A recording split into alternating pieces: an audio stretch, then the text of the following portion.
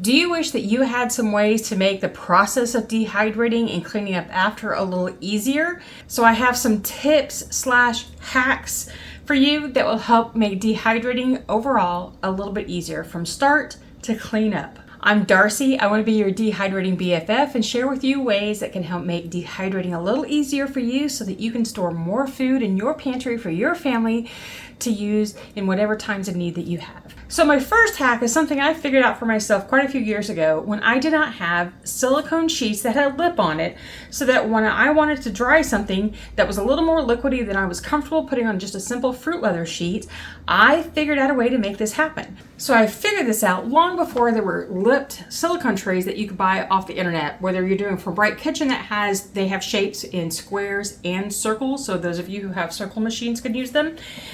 I made this way of taking a fruit leather sheet, or you can use parchment paper as well, and I just turn up the corners to create this little pocket, and I insert a paper clip to hold it, or you could use a bulldog clip or binder clip, or even staple it, which is something that I used to do when I was using parchment paper to create this. I do all four corners, and then I make sure that they're square and set, and then I can use it as a lipped tray so that I can pour liquids into it to dry without worrying about those liquids falling over into my dehydrator.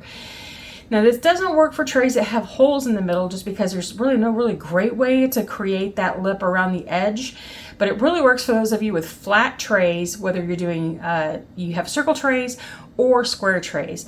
The only thing to remember is with trays like an Excalibur that has a low clearance, you don't want to make your corner very deep, because then they won't fit in the trays without having to pull out a tray between, and then you're just wasting space. But if you don't have many to do, that will work just fine.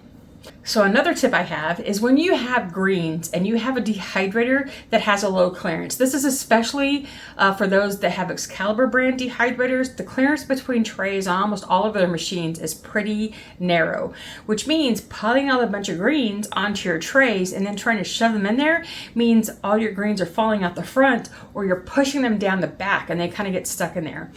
So what I've done is figured out a way to make that stop happening. I put a mesh sheet down on my tray, I load all of my greens to it, and then I put another mesh sheet on top of that.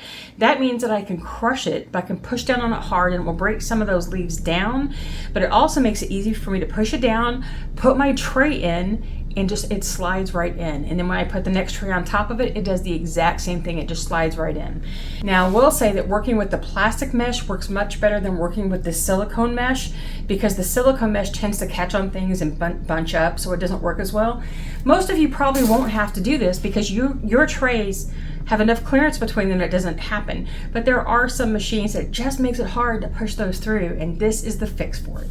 Now, another tip I have for you is for those of you who use a coffee grinder to grind your powders, especially if you have the kind where the cup does not come away from the base, it's all one unit, and you're afraid of putting it under water in order to try to clean it out. Most will tell you don't do that. I know that mine actually has a little hole here in the bottom of the base that has a little hole here that comes out the bottom, so that you could quickly rinse this out. You don't want to soak it, but I can quickly rinse this out underwater if I need to. But when I used to have a machine that only it was a cup in the base attached, and you could not take it apart, and putting this all underwater to try to rinse it was scary. So what we do instead is take some rice and put it in. Once you're done, you've emptied your bowl, take some rice, put it inside, and powder the rice. The rice will go through and clean out everything that's in those blades and elsewhere, and comes out really easily. Then you can also take a brush after if you need to, just to wipe away that rice residue, because the rice residue doesn't stick to your grinder blades the same way that maybe fruit powder or vegetable powder might. So the brush is really handy just to take out that last little bit, and it's clean. This also works great when you're making powders in any kind of blender, whether it's your coffee grinder, whether you're using a bullet blender or a regular size blender. This is great for going in and getting at the bottom to try to just wipe out that powder to make it easier to get out, and it comes out clean. I love using this. I just got this from an art store where it was on the clearance section. I think I paid a little over $1 for it, but you can use a pastry brush, you can use a silicone brush, you can use whatever you have handy. Just make it for food only. Don't use it for anything else after.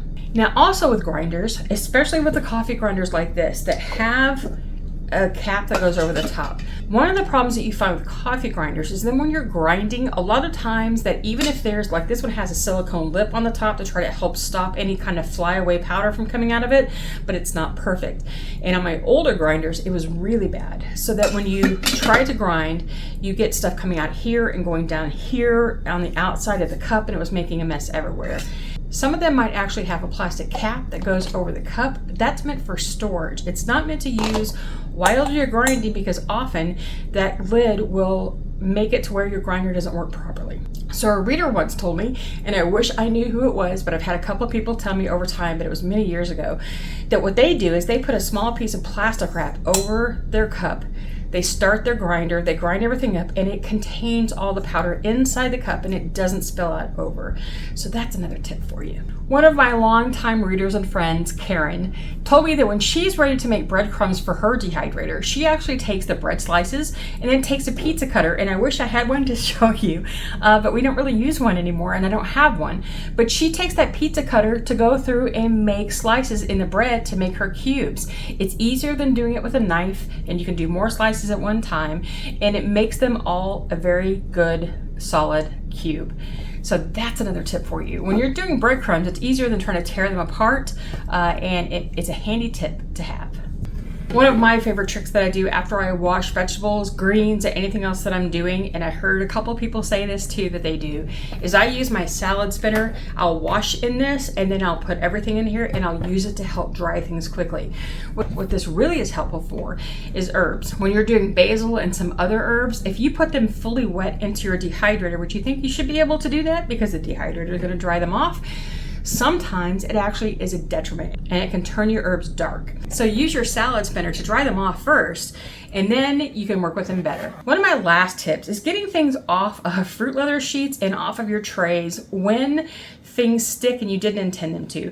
So April, one of my readers, says that when she has banana slices that stick to her trays, what she does is she'll flip the tray over and she'll take a spoon or anything else like that and just start poking the bananas through the holes in her tray, and they just pop right off. Because it's a little different to push it off that way and trying to get it out than to try to pry it off this way, because you're putting so much force on that banana, you may break it. And something else that works that way with mesh trays and even your silicone fruit leather trays.